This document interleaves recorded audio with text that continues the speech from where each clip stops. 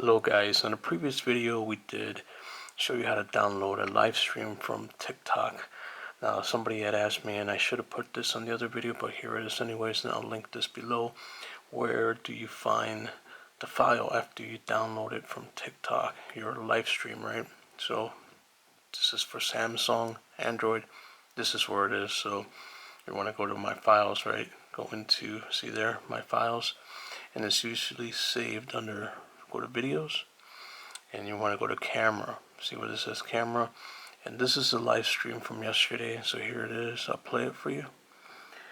Do it just here, 1 second, and there it is. This is the live stream I was doing outside yesterday from TikTok. This is where you find the file. Now you can take this file and upload it somewhere else.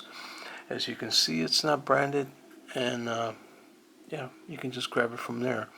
So I hope you found this useful, and let me know if you are doing live streaming on TikTok and if you know how to download. If you don't, go to this video. I'm going to link it right here, and I hope you find it useful. Okay, I'll see you on the next one. Bye bye.